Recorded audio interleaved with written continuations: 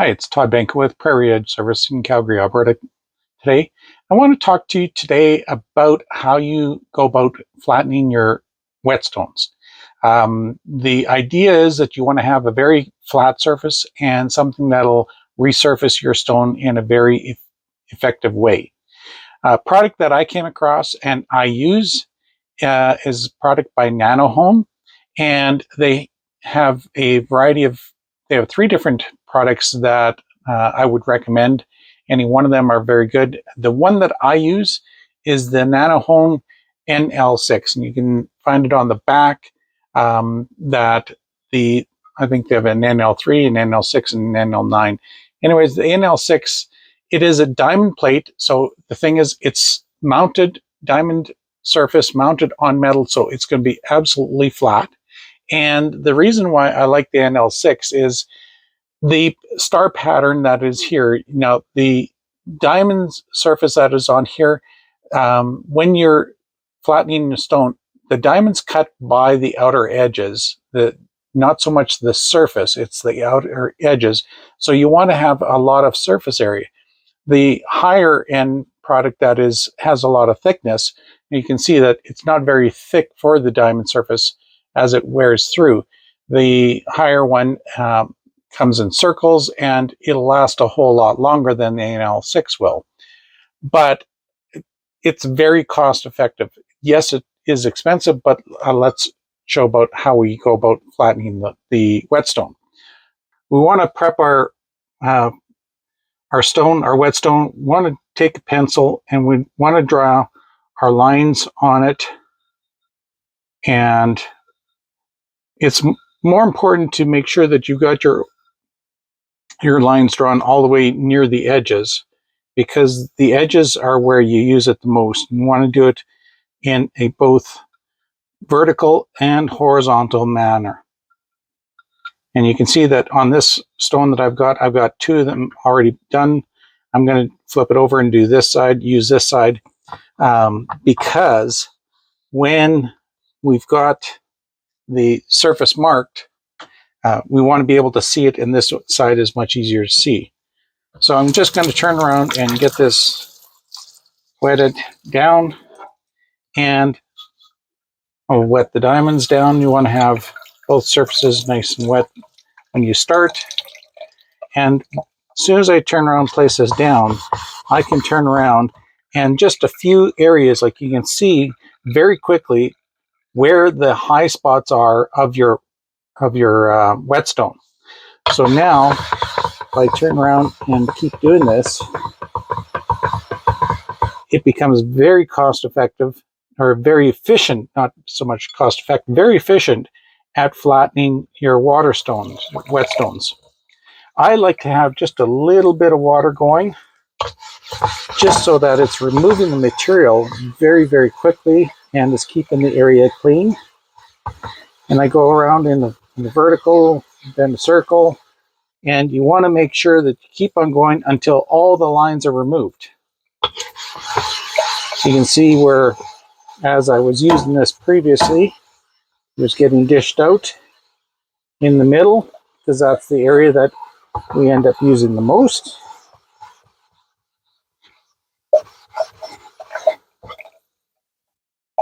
So you can see how this area here is what I've been using the most. And now as it wears down, what's happening is it's going to take me longer to flatten this out, because I'm moving material from a much larger area.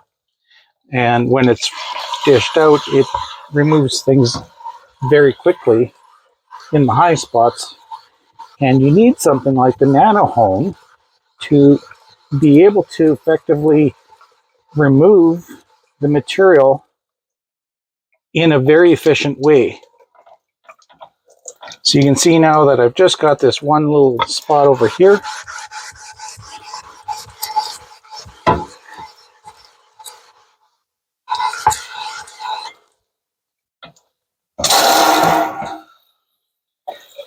One of the things we want to do is, just like when I do finish, I've got my whole surface area now flat.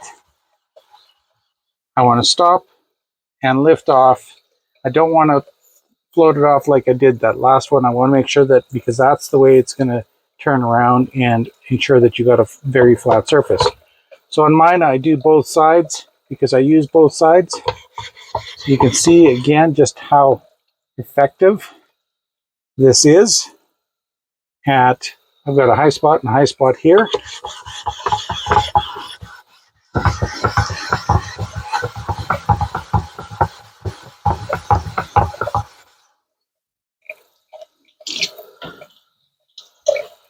So you can see how my dishing out has been in here.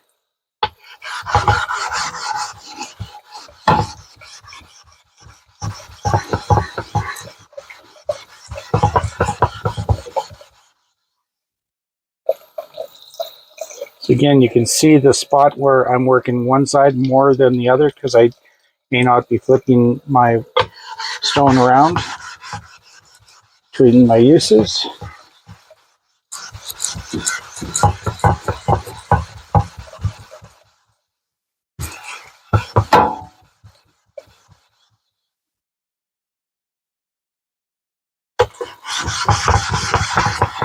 The other reason for having one like the NL6 is you've got enough area where you can have water flowing on top, and it's going to remove the grit and the material away from the surface as you're working it down.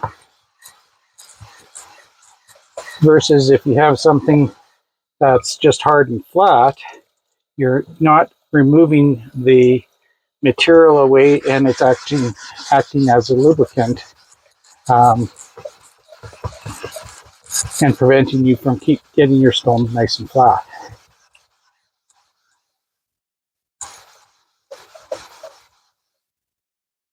So here again, we can see we've got most of the flat area. We've got just this one low spot right in here that we're continuing to work on. So the low spots become longer because you're taking all the material off from the rest of the stone until you get to the true low spot. And like a lot of people say, how often should you do it? Well, the more you go between it, like this one here, I went too far between, and it's like we tell the stylists when we're using, it's better off to sharpen or flatten your stones more frequently, because you're not taking as much material off between each flattening. So like in this one, I went way too long between the times that I was sharpening or flattening this one. So now I'm having to remove a whole lot more material in this flattening process than if I had done it much sooner, since the last time I flattened my whetstone. So you can see how much material I have to take off until I actually get, still got one last area right in here.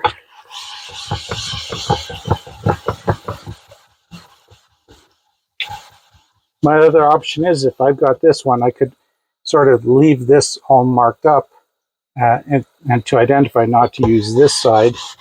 But for this purpose, I'm going to make sure that my whole surface is all nice and flat. Let's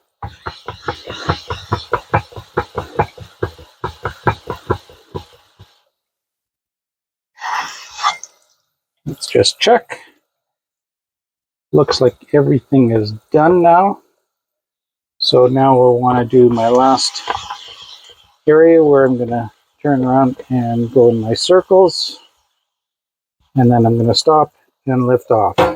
Just as if we are working with the shear on the whetstone, that you stop, lift off, and that you're not compromising any area of your whetstone.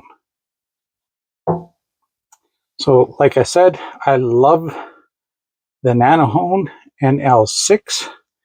The diamond surface on this makes it very effective at flattening the whetstones, and it doesn't really change the characteristic of how what is the grit of the whetstone. The last thing that I like to do with, before I turn around and finish off my whetstone, even though that is finished, I use a Nagura stone in between my shear sharpening and the Nagura stone. I like to go back, and what it does is that surface is now going to be sort of like finished with the coarseness of the Nanohone, and the Nagura stone just turns around and knocks that down to give me my working grit surface, and it's not as rough and gives me a nice polished edge, because now my whetstone, the Nagura stone, is basically effectively removing that coarseness grit of the flattening process, because it's very aggressive, and it allows me that ability to, instead of having a sort of like a rough ride line, I get a much more polished ride line, because I'm taking that coarseness that was used to aggressively take down the whetstone and makes it a nice, smoother. This is a 2000 grit, so it's going to give me the 2000 grit lines that I want, that I like and want. There's my whole process. So two things that I recommend is I use a 2000 grit, the NL6 from Nanohone, and then I use the Nagura stone to give me the final working surface back to my common finished surface of my whetstone. I hope that was useful for you. Thank you again, and I hope that safe sharpenings, and hope you found this useful.